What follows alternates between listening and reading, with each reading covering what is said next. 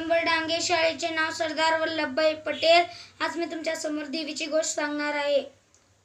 कई वर्षों पहले महिषासुर नाम का एक राक्षस था। उसका आधा शरीर भैंसे का और आधा शरीर राक्षस का था।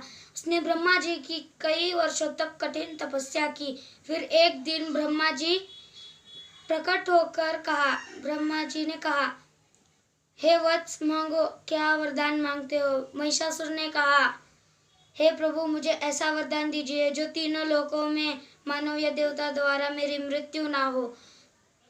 ब्रह्मा जी ने हंसकर कहा, ऐसा ही होगा।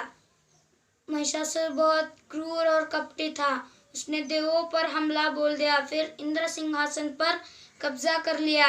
सभी देवता उसे देखकर परेशान थे। फिर वह देवता ब्रह्मा जी, विष्णु जी और महादेव की शरण में चले गए।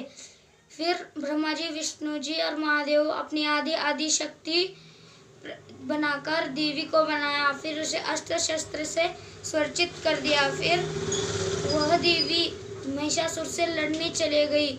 जैसे ही महिषासुर के उनके बारे में सूचना मिली, वह उनसे बोले, तुम मेरा वध करोगी।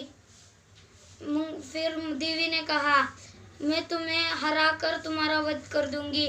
फिर महिषासुर ने कहा, देखते हैं। फिर मैं युद्ध के लिए तैयार हूँ, कहा महिषासुर ने।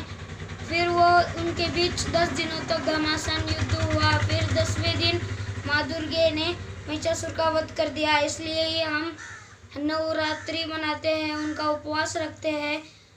इसलिए हम उनका उपवास रखते हैं, नवरात्रि मनाते हैं, हम खुशियाँ ये करते हैं। जय